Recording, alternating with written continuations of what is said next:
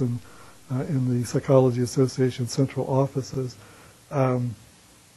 What this does, and this is, I think, is characteristic of a lot of advocacy related to aging, is now there's like somebody in the room who says, "What about old people?" And once somebody says, "What about old people?" everybody says, "Oh yeah, we want to include old people in this." But if there's nobody in the room to say, "What about old people?" it doesn't happen. And we only do like children and other groups that are being targeted at the moment.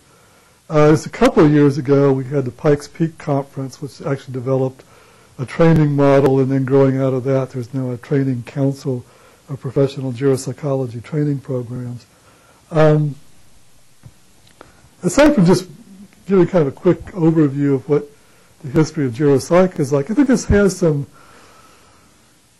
potentially interesting lessons for the development of gerontology as a discipline, in that there's nothing like this actually going on in gerontology so much, in the sense that the organizations that represent aging are all interdisciplinary organizations, and so a real focus on gerontology, either as a profession or as a set of educational programs, training programs, I think is kind of hampered by the multidisciplinary focus. There's a lot of, for one thing, those of us who teach you are from other disciplines for the most part, and the people that make the decisions about these kind of things are mostly from social work, nursing, psychology, medicine, and so forth. And there's a real resistance to, for example, developing any kind of accreditation, certification, clear-cut training models, and so forth in gerontology. And we'll probably talk about this off and on over the course of the semester. But I think if something's going to happen, it's probably going to happen from those of you that are in fact trained as gerontologists and can be the next cohort in disciplinary development here. Let's take about a 10-minute break, come back at, I'd make that to be about 25 till 4, and then we'll wrap up with an overview of theories and how to approach the articles in the course.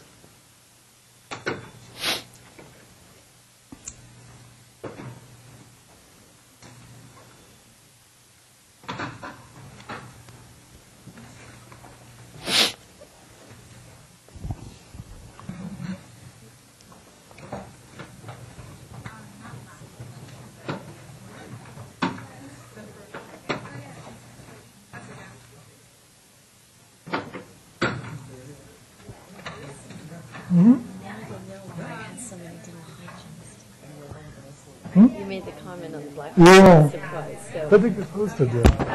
Pardon? One of the problems I'm having with the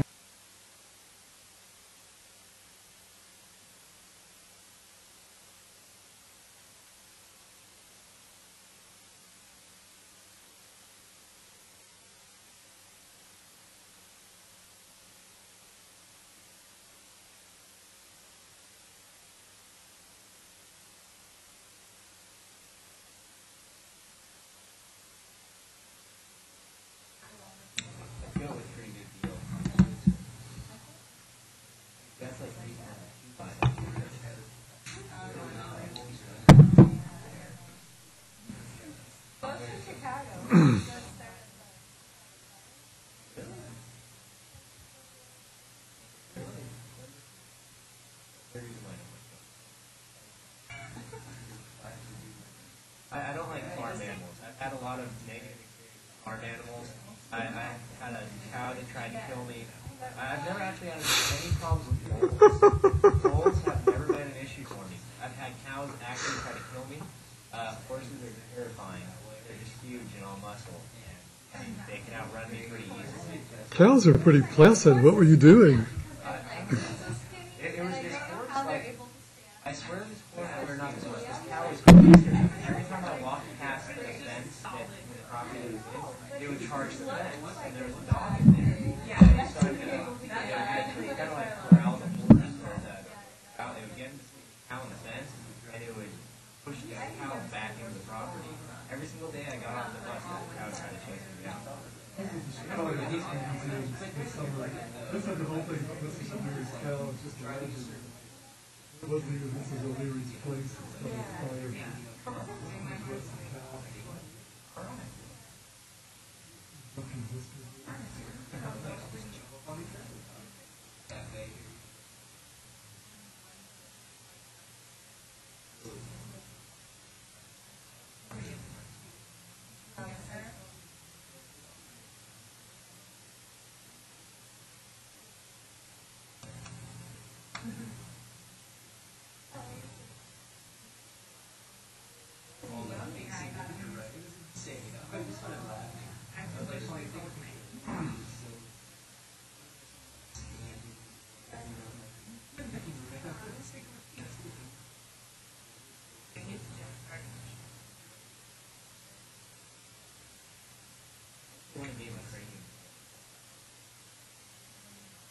Well, the measurement thing, that was actually a question. One of the turbo. It was like, how do I measure it? And then like, what are the 3 original breeds? And I don't remember the names. So I was able to pick them out. 5. That worked out well. So growing up in Iowa, we don't see actually big numbers. Those are very important. I mean, that's like, you know, if there's life and there's 40 bags. You know where it's at. Exactly. Of course, it's that rate than us.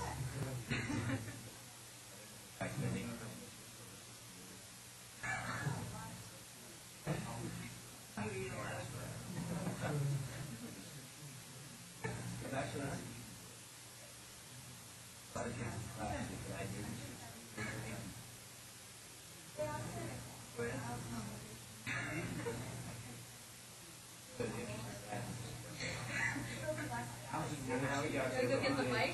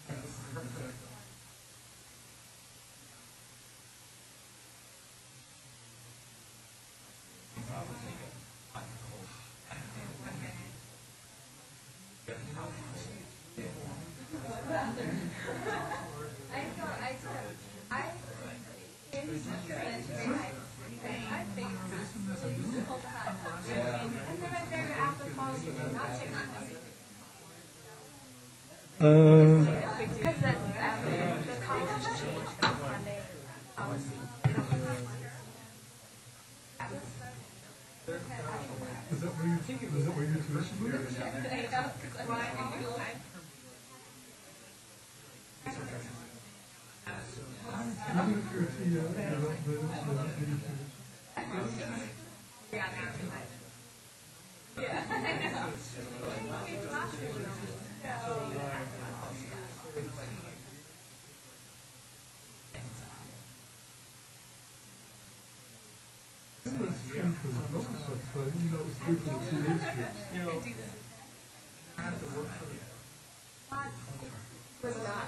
It was not that way. They're cheap. It's sort of ridiculous.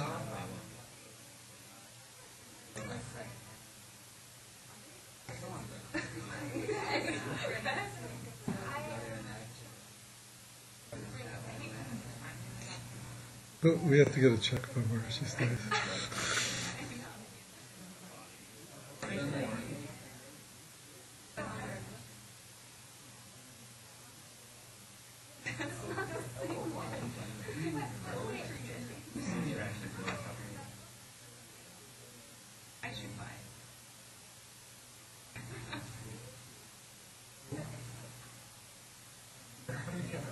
It's always a good idea here to spend your jacket with you.